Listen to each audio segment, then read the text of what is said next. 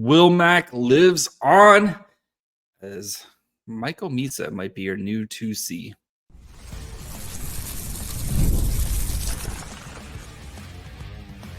You're Locked On Sharks, your daily podcast on the San Jose Sharks, part of the Locked On Podcast Network, your team every day. Hello, welcome to Locked On Sharks, the premier hockey podcast covering your favorite team in the Bay Area. My name is JD Young, caretaker at the Reef, also the co-host of Locked On NHL. I want to thank you for making Locked On Sharks your first listen.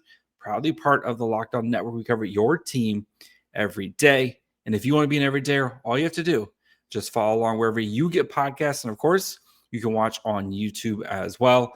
And today we overreact maybe, to day one of training camp as Will Smith going back to playing wing. Michael Misa might be your 2C. Plus, we look at how some of the other guys lined up to start things off. And notable quotes, including a lot of praise for one Macklin Celebrini. So let's get started with the big news of the day. And from the sound of it, Will Smith is going to be playing wing this season, which is a far cry from what we heard from Mike Grier at the start of the offseason when he said the plan is to move Will Smith back to center. He's a natural centerman. We drafted him to be a center. We want him to play center. Well, when you draft Michael Misa with the second overall pick, we kind of knew that this was going to happen at some point, but it seems like the Sharks are just going to hand over the keys to Michael Misa on the second line. At least that's the plan right now. So, but let's start with the Will Smith part of this here. So Smith, that we know, right, started the season last year playing center, kind of struggled with it, like moved over to wing, and started kind of moving up in the lineup. And we saw Will Smith play extremely well in his role there, right? And especially the second half of the season, 30 points in 34 games, was, played with Celebrini a lot. Those two, you saw why, like, such a dynamic combination out of those two players. And when you, again, draft a guy like Michael Misa, it gives you flexibility to put a guy like Will Smith in a position where he can play to his strengths here and play with a guy like Macklin Celebrini. And we saw just how successful this group was, this combo was last year, right? In training camp here, they've got Jeff Skinner on the group, which makes a ton of sense, right? Jeff Skinner, noted goal scorer, where you can kind of let Celebrini and Smith cook. And Jeff Skinner can kind of be the guy who's the veteran guy who's going to kind of be in the right place at the right time and probably tuck in a bunch of really close, goals there, because that's where he scores a lot of his goals, is up close in front of the net. And we're probably going to have a really good time with those three guys going together. But, it kind of makes me feel silly that we spent this entire off season talking about the move for Will Smith to center, and it just seems like they're going to kind of give the keys to Michael Misa as the 2C, or at least that's the plan, right? And Ryan Warsofsky said today, like, the plan is for Misa to play center during training camp. And so Michael Misa, of course, is a natural center. I know he played left wing a little bit and, for a season in Saginaw, but last year played center exclusively. We've gone through the accolades of Michael Misa and his time with Saginaw. But as someone who said, I've said multiple times, I think Michael Misa is a cleaner prospect than even Will Smith after a full year at Boston College. One, it makes me feel like I'm right on that, if the Sharks are also kind of doing this here too. But, I think for the Sharks, where they just see Misa as he's going to be the 2C at some point, and if they feel like he's close enough now where he can win the job, you might as well just get it over with, right? And because we know it's going to be most likely Celebrini, Misa for the next, 15 years, hopefully, of those two guys together, like what we've seen with, with the Penguins, with Crosby, Malkin, or Draisaitl, McDavid, again, we're hoping we're hoping Misa and Celebrini are somewhere in that same category.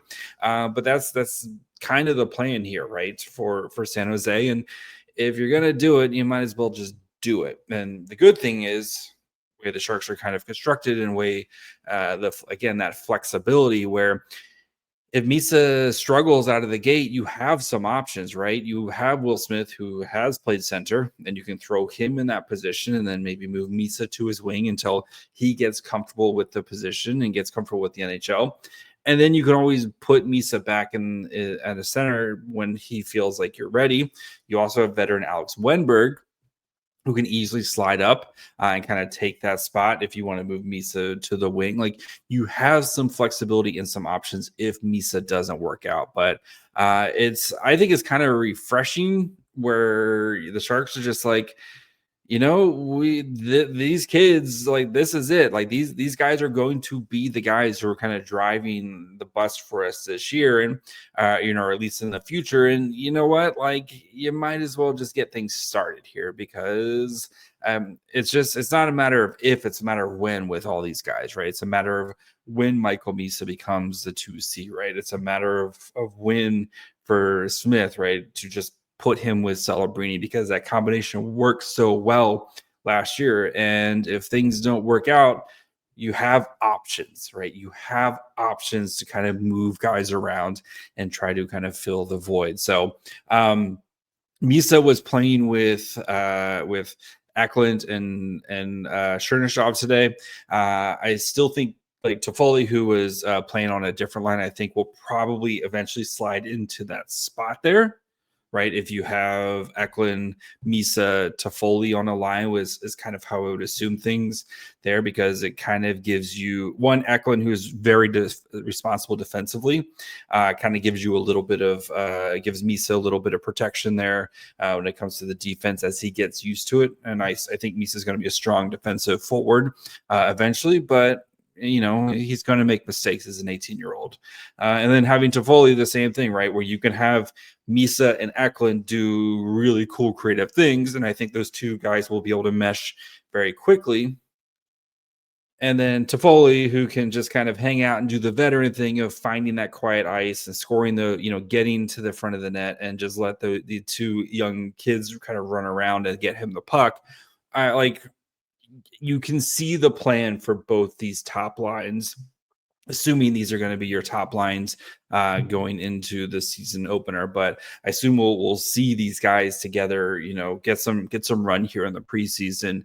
But like, you could see, like, we know Misa was going to be in the top 6 at some point, right? And I thought they were going to maybe do the Will Smith thing of, like, put him on the third line with Alex Wenberg for a little bit and let him get acclimated. But I think that's one speaks to how highly Warsofsky and Grier think of Misa and what they could be doing. And it also could be like, let's just throw him in the deep end and see what happens, right? And if he swims, he swims. Cool. Like, again, Michael Misa is pretty awesome. Like, there's a reason why, he's one of the, like, highly touted forward prospects over the last couple of seasons.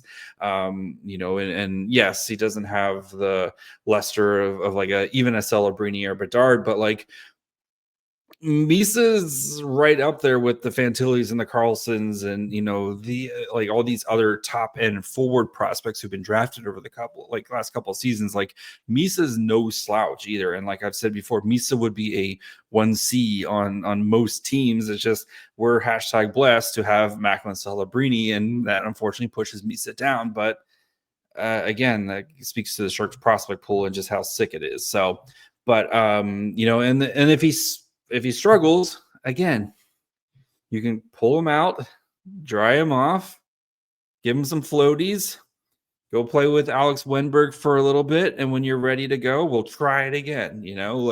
It's just the Sharks are in a really good position here to be able to kind of work with Misa and be able to put him in a position to succeed, right? And if you throw him in the deep end now, it works out, it works out. And if it doesn't, you have some options. You have flexibility with both Alex Smith. Yes, Niners quarterback Alex Smith, with Alex Wenberg and with Will Smith, where though I think either one of those guys could play 2C for you until you feel like Michael Misa is ready to take on the mantle. So we're going to look at some of the other lineup decisions, including who Sam Dickinson is playing with, kind of who some of the other defensemen are playing with, to kind of give us a little bit of a insight into what the Sharks opening night roster lineup might look like. So we'll get to that here in just 1 second. The NFL season is here, and FanDuel is making sure you're ready for kickoff with a can't-miss offer. Right now, new customers can bet just $5, and if your first bet wins, you'll get $300 in bonus bets to use across the app. I love using FanDuel because it fits however you like to play. They have player props. So if you feel like, I don't know, maybe Christian McCaffrey goes off this weekend, which he is very, very prone to do, or if you want to build the same game parlay, or even jump into live action as the game unfolds, they've got you covered. It's quick, easy, and the best way to add a little bit more energy to your Sundays. So are you ready to start playing? Download the FanDuel app now by visiting FanDuel.com to get started. That's FanDuel.com to place your first $5 bet. All right, guys, do, of course, want to thank you for making Locked On Sharks your first listen. If you haven't yet, perfect time to subscribe as training camp is here, guys. We're going to be talking about what's happening at training camp. We have preseason action on Sunday. We're going to, of course, got you covered with prospects this year, as, even though the Sharks are going to be fun, we still have an eye on the future as to who the next wave of Sharks prospects that are going to be coming in and hopefully making a big impact. So make sure you're following along wherever you get podcasts. And of course, you can watch on YouTube as well. So some of the other lineup decisions, which is, again, you don't want to take things too seriously, but at the same time, it is intriguing to see who is playing with who, right?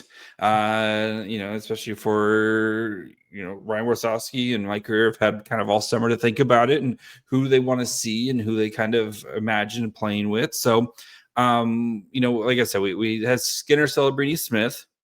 We had Dellandrea, Beasted, Grundstrom. So again, like Dellandrea, Grundstrom, guys who are kind of in the mix for the bottom 6 spots, and Beasted, who's, I would assume is going to get NHL time here at some point this year, and is going to be probably the number 1C for the San Jose Sharks and probably the long-term 3C or at least in the mix for the 3C job there. So at least among the 4 group there, like we have those guys. Some of the other lineups, we had Quentin Musty, Alex Wenberg, and Tyler Toffoli playing together, which I think is a very interesting combination there. Again, Wenberg is going to be the 3C.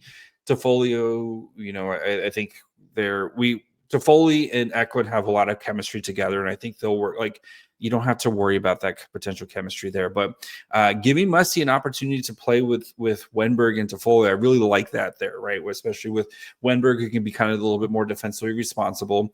Toffoli, we know exactly what Toffoli is. It allows kind of Quentin Musty to kind of go out there and be that little bit of that power forward, that you kind of see in his game, where especially what we saw in the rookie face-off. And I think if Musty is going to be the Quentin Musty we expect, I think kind of blending that physicality and that scoring touch is going to be his kind of bread and butter there. So we had Anthony Vincent, Huntington, and Van Roboys are all going to be Barracuda guys there, like those guys playing as well. And like Vincent and Van Roboys are some of my favorite players to watch on the Barracuda. Like they just go out, like they do their jobs, exactly what you're getting from them every shift and like type of performances. So, and then from the some of the other kind of quote unquote Barracuda lines, we had Regenda, Bowers, and Haltonen. Then we also had Wahlstrom, Beasted, and Carson Wetch. So Beasted was kind of getting some double shifts here as well. So I think it's interesting, especially that like we kind of know who's probably going to be in the top mix there for the Barracuda, but Givings kind of seen who plays with Beasted really well and kind of who can kind of build chemistry quickly with Beasted. Not the kind of worst thing in the world to do. And we know Carson Wetch will be going back to the WHL this year, but again, giving him an opportunity, I like Beasted and Wetch could be potential line mates not too long here in the future. So defensively. So we had Leddy and Klingberg playing together, which, okay. He's like kind of projected top 4 guys right there. We had Ferraro and Liljegren playing together. I know Orlov was in the C group, and we really didn't get lines from the C group today. Or I think that's the white group. Or teal group. I forget which groups were the third group to play today. Anyway, we didn't really get lines from that group, but so Orlov is still kind of in the mix there. But and then Dickinson and Desharnais. And I talked about it yesterday, right? Who Dickinson plays with at first, it's going to be a little bit of telling, right? And Desharnais is, I think, is probably going to be the 7th defenseman, or at least kind of slotted right now as the 7th defenseman. But, we know Desharnais, stay at home type of defenseman, right-handed shot, big guy.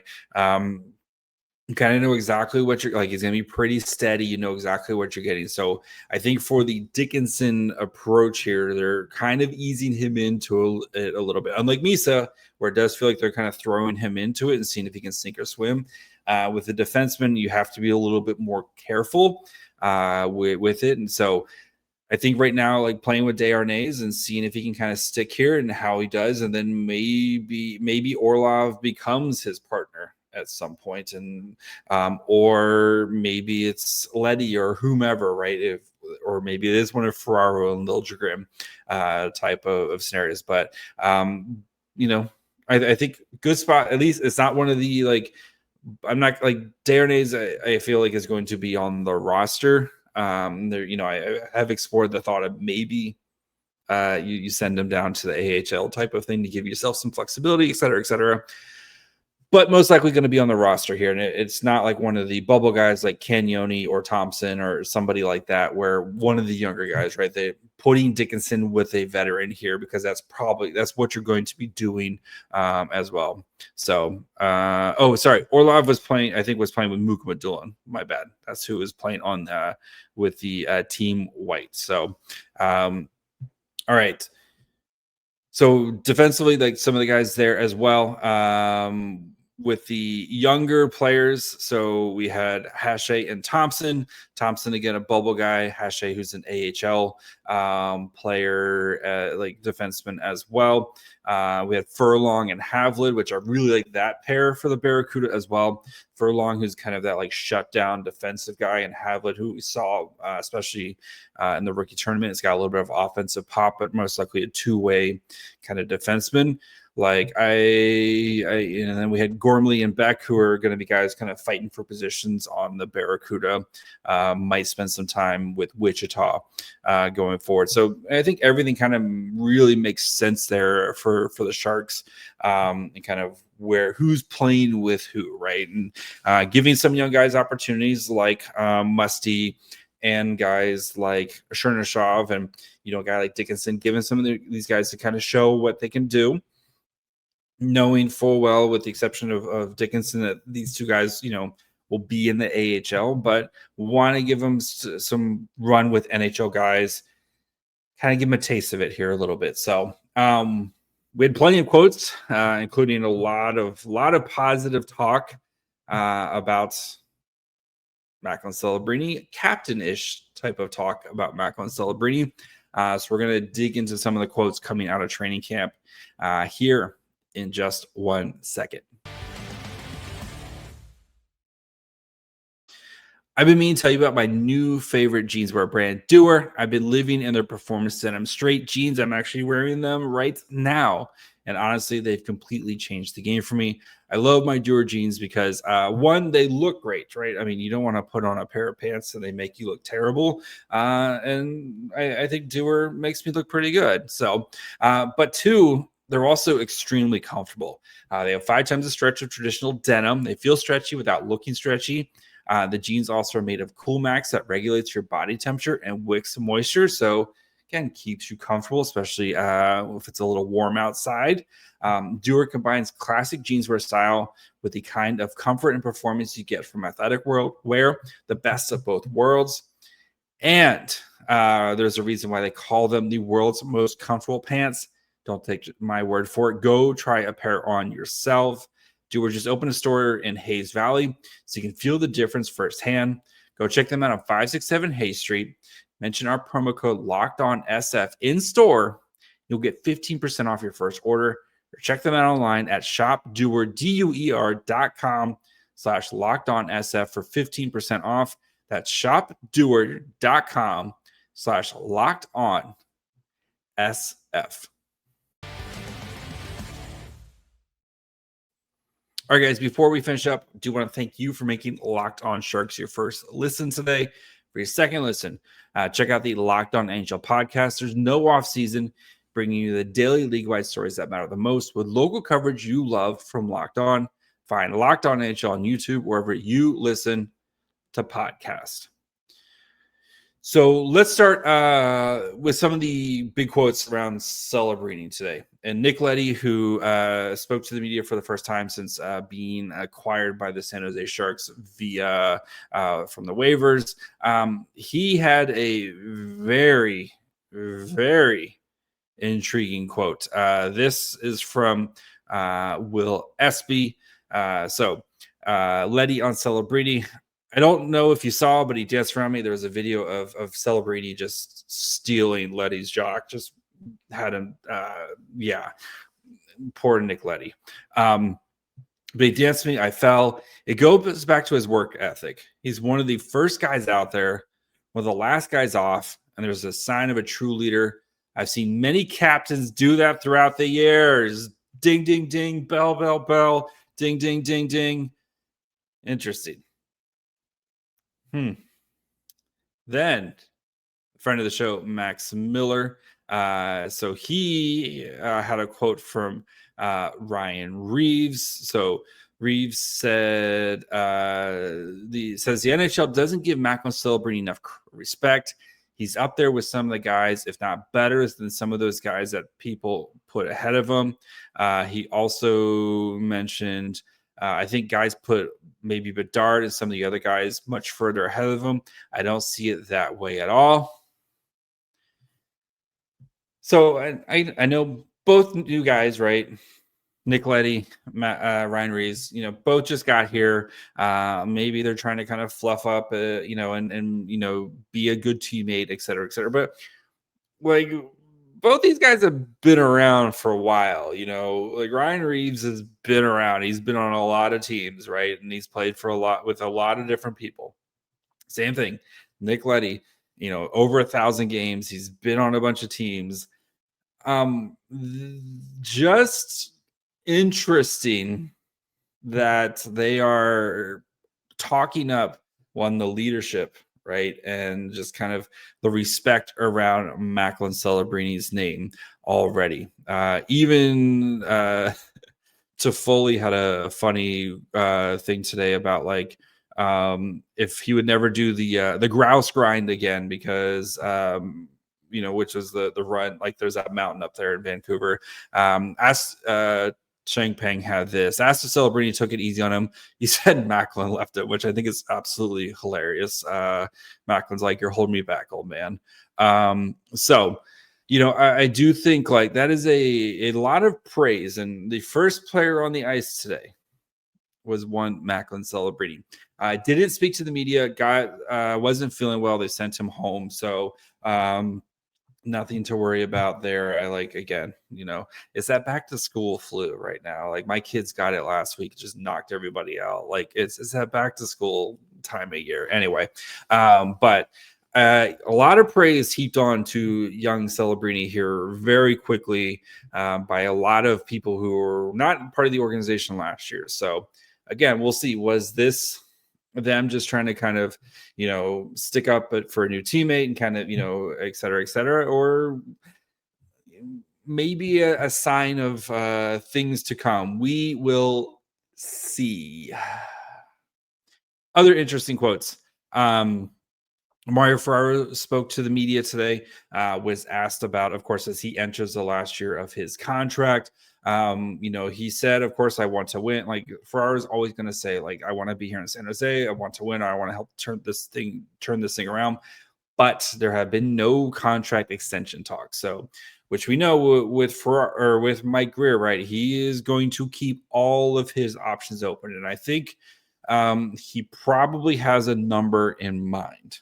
Right. And if I recall correctly, I think it was like Evolving Hockey has around like 6 years at like $5 million, something around that word. So we'll just say like $30 million or whatever. It would probably be the signing price for Ferraro. And I think even Ferraro might even take a little bit of a hometown discount type of thing because, the guy just had a baby. He doesn't want to move all his stuff. I totally understand that. But like, I'm sure there's probably, like, if they got into contract negotiations, I don't think it would take very long for Ferraro to get signed. So again, Mike Grier, we know Mike Grier is going to, the dude's cold-blooded, and like, he's going to do what he think is right for the organization over the long haul. And so we'll see. Again, if Ferraro does get signed, I think it might be a Tomas Hertl type of situation where he gets re-signed like right before the trade deadline. That would be my guess if Ferraro does ends up getting re-signed. Grier is going to keep all of his options open when it comes to that. So, and then some of also Cam Lund, just with him. So he, of course, got hurt at rookie faceoff. They're just going to say upper body injury. But as I always like to say, if it walks like a duck, if it talks like a duck, it's probably a concussion. They expect him to be out here pretty, for a little bit, but not a long-term thing. So if he got hurt last weekend, you're probably looking at about a week to 10 days before he's back, which will probably put you about middle of next week before we see, I would assume we see Lund back as well. So I'm not worried about it. Unfortunately, it's part of the thing with it. So Grier did have another very interesting quote as well when he was asked about Marc-Édouard Vlasic's comments. So if you missed it, Vlasic spoke how he kind of felt like he was misled or lied to, especially at the end of the season. Grier said it wasn't his intent. He felt pretty good about how their conversation went. Said Vlasic is a class act. But this from Curtis Pachelka, quote, "It was just a decision I had to make and what I thought was in best interest of the organization, especially after you watch Dickinson tear through the Memorial Cup playoffs and the OHL playoffs. We had to have a discussion here and see which path we wanted to go down. And unfortunately, that's the decision we made. We felt like it was best for the organization."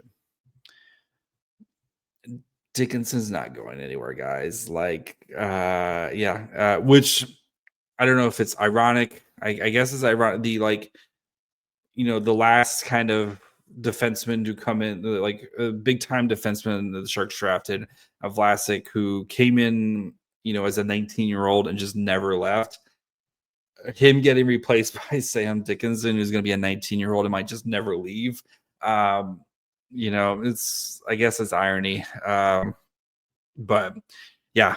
Very interesting there. So, I don't think Sam Dickinson's going back to London, guys. I think he'd have to be like brutal.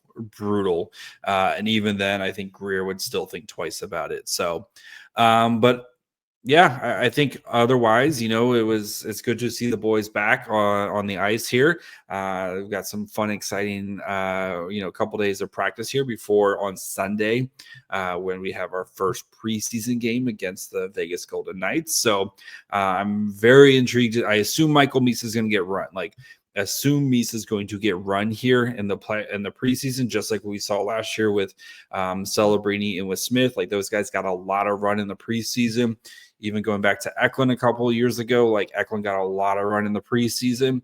I assume Misa is going to get a lot of run in the preseason, especially against a team like Vegas, which is a very veteran team. We'll see how Vegas kind of likes to handle with their preseason. I think they tend to skew a little bit younger with some of their guys, but I expect Misa to get a lot of run and play in most, if not all, the preseason games. So, but yeah, we will. So that's going to be it for us today. We'll be back Sunday night with reaction to the Sharks' first preseason game of the season.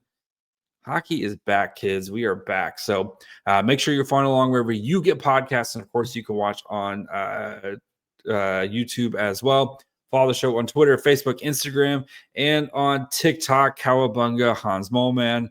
Follow me on Twitter and Blue Sky at my fry hole. Until Sunday night. Bye, friends.